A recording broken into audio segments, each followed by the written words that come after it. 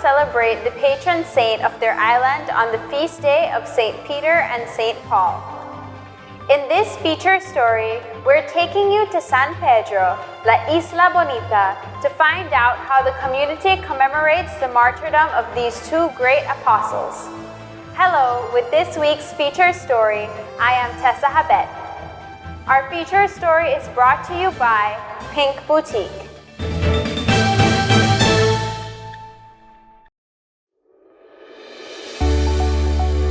Get ready for summer 2021 with Pink Boutique, where you can get a variety of items from toys and children's clothes to graduation dresses, shoes, blouses, handbags, swimsuits, and jewelry for the grown and sophisticated.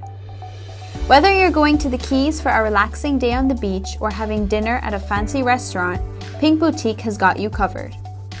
Pink Boutique is located at 2.5 miles on the Philip Golson Highway.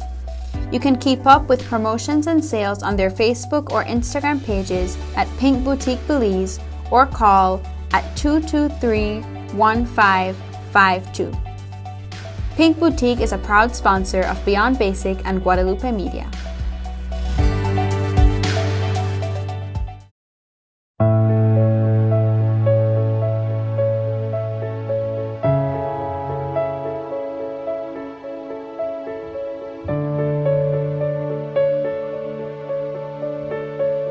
Peter was the leader of the apostles and the first pope.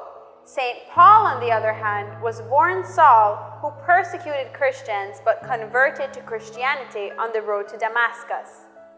Although both of them died on the same day, the form of execution differed.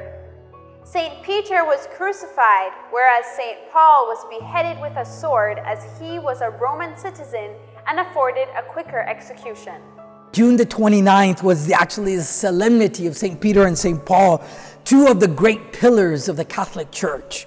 Why are they pillars? Because God guided the church by the hand of these two great apostles. Both of these great saints were martyred for their faith in the city of Rome by the Emperor Nero. And today they are buried in Rome under the main altar of the Basilica of St. Peter and also the Basilica of St. Paul. On June 29th, coastal and island communities such as San Pedro may decorate their boats and conduct a procession to give honor to St. Peter, who is the patron saint of fishermen. San Pedro Island has a unique way of celebrating this feast day. We started very early with the Fisherman's Mass at 4 a.m. only for men. Later, we had a breakfast. The town council prepared for us a breakfast for all the men that we ate outside. It was really nice. We met up with the women and then we went on a boat procession. Our boat started here near the coast, or right here near the water in front of the church. And we had the statue of San Pedro with us in front of the boat. And we had, 10 or 12 boats with us that were following procession. And then the statue of San Pablo, we have another chapel here, it's called San Pablo. They started from another place on the island, and we met in the back, in the Bay Area, and then we united sort of forces, both processions united, and we came and we did a prayer and a beautiful blessing with the boats. Later that evening at 6 p.m., we had an evening mass right outside the church. It was very beautiful. And then we had a procession with the statues of San Pedro and San Pablo through the streets of San Pedro. Before tourism became the primary industry in Belize, many men took to fishing as a way of providing for their families. Considering this, the early inhabitants of once this fishing village decided to dedicate the island to their patron saint, San Pedro, the patron saint of fishermen. San Pedro was actually founded in the year 1848 by 4 mestizo families that had fled as refugees from the caste war in the Yucatan Peninsula. And 2 years later, in 1580, the residents actually signed and sent a letter to Belize City requesting that one of them, his name was Cristiano Novello, become the first alcalde of the village of San Pedro. So it was in that document in 1850 when the village itself was first called San Pedro. Now, this was the first time the village was officially called San Pedro. So the village of San Pedro received its name in 1850. That's 171 years ago. But now in November 27th, in 1984, San Pedro was officially granted township status. That means this coming November, 37 years ago, the village of San Pedro became the town of San Pedro. San Pedranos are known to be festive during this feast day by gathering in prayer, dining, and conducting a procession through the streets. The fiesta of San Pedro was really a big thing for the inhabitants of San Pedro because they were celebrating the patron saint of their island. Because the island consists of most of fishermen, people who just went out and they would just pray that they would have a good catch before going out. So they had this devotion for Saint Peter, this devotion for Saint Peter, that when it was time to celebrate his feast, everybody thought, we have to do it the best we can. And the thing is that this feast was organized mostly by men only. A group of men would get together with one leader and they would prepare the novena. One of the most iconic of these celebrations is what they term as La Bajada, which is another way of saying the novena to Saint Peter. Se empieza con la bajada. The novena started on the first day of Bajada on the 20th. You start by lowering the saint, which means they approach the saint so that the people may have him closer to venerate him. Then here the tradition is that the saint is lowered to the last step, and the saint every night of the novena. The first step is the first night of the novena. The second step is the second day of the novena, and like that it successfully goes up until it reaches the last step, which is the last day of the novena, that ends on June 20th. On June 28th, the novena concludes. Así es, el 28 de junio concluye la novena. Se hace una oración inicial. It begins with an initial prayer, then a prayer asking for forgiveness, and then the regular prayer. There are some prayers that remain the same, and at the end of each day, there is a time for reflection to reflect on the lives of the Saint Peter and Saint Paul. Although it is mostly directed to the life of Saint Peter, San Pablo, aunque se hace más hincapié en la vida de San Pedro. Every devotion, for it to be constituted as a devotion, has to have a spiritual effect on the lay faithful.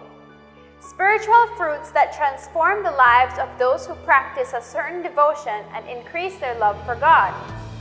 This year, they unveiled a picture of the crucifixion of Saint Peter as a remembrance of the extent of this great apostle's love for Christ. So Father Scott, our pastor, commissioned a beautiful painting that he unveiled on the solemnity of St. Peter and St. Paul here in San Pedro. Right after the Fisherman's Mass, which took place at 4 a.m, he unveiled this beautiful painting of the crucifixion of St. Peter, who himself was crucified in Rome, and he chose to do it upside down because he felt he wasn't worthy to be crucified as a savior. St. Peter, who was tested, whose loyalty was tested, ultimately came through. He loved Jesus with all his heart and he was willing to die for Jesus. Many years earlier, when he was on a boat, Jesus called Peter and said, "Come and follow me," and he left everything and followed Jesus. 3 years later, when Jesus ascended into heaven, he said, "Peter, are you willing to die for me?" And ultimately, Peter said yes. And it's beautiful, this image. And it was presented to all the fishermen, inviting them, encourage them to be loyal to Jesus.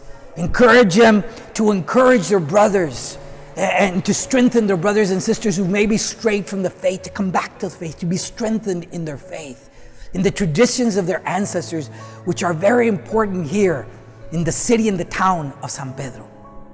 A specially chosen pair, St. Peter and St. Paul, chosen by Jesus for this sacred office and noble profession.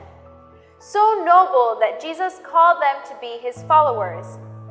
As fishermen, these guys possess characteristics every Christian should have: Fishermen work together.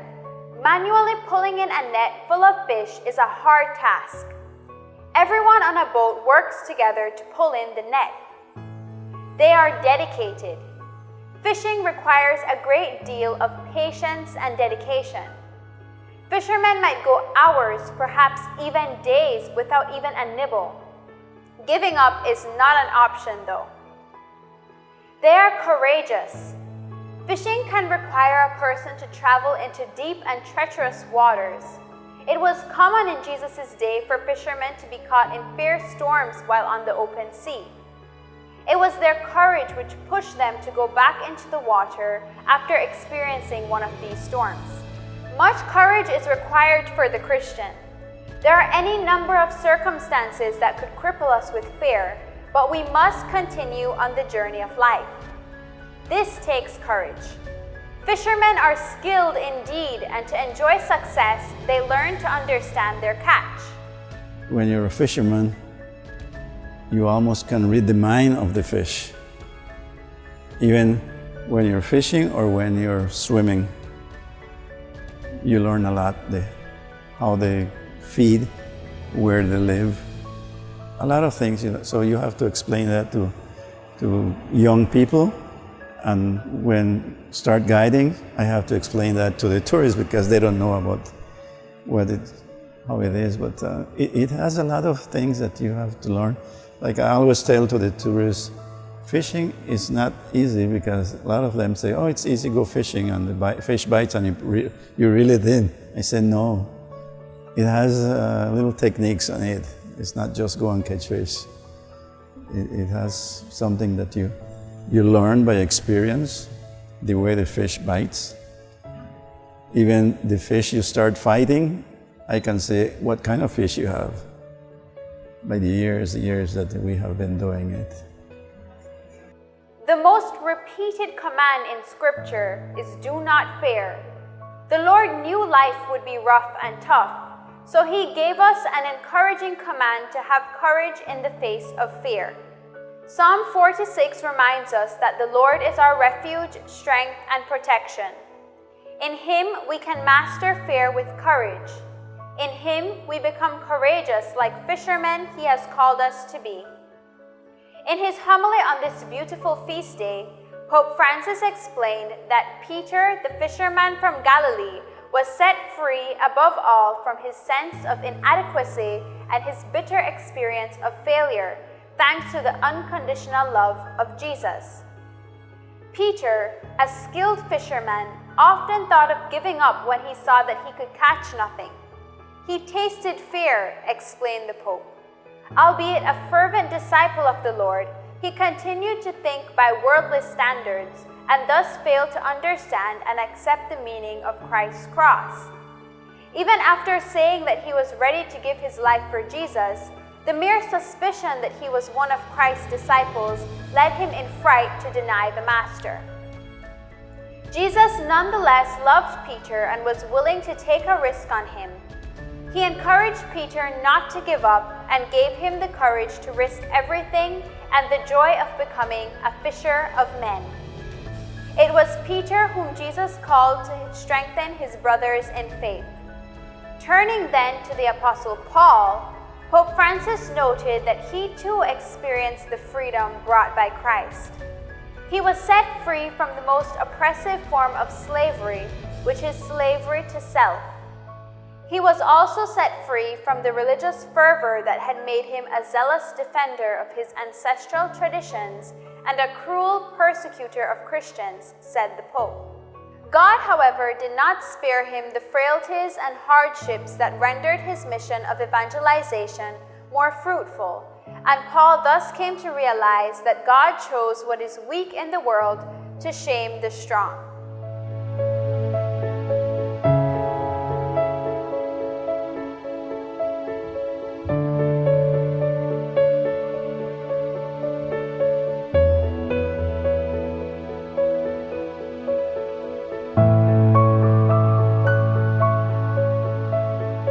Our ancestors, they were devoted to this saint, They feel like he was protecting them, because really, San Pedro has really been blessed.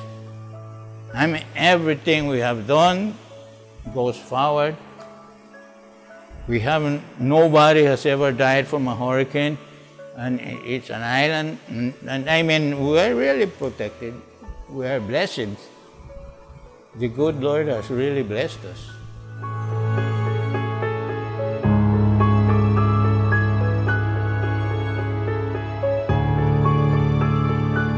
This week, we look to these two giants of faith and see two apostles who set free the power of the gospel in our world, only because first they themselves had been set free by their encounter with Christ.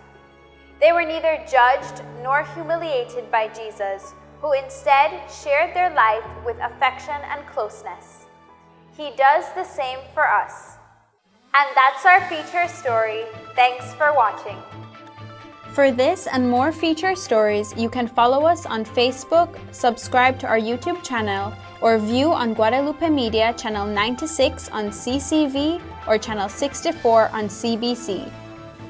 You can also tune in on the radio in your car, home, or office at 101.9 FM, and please be sure to download the Guadalupe Media radio app from Google Play or the App Store. Our Blessed Mother, lead us to Jesus.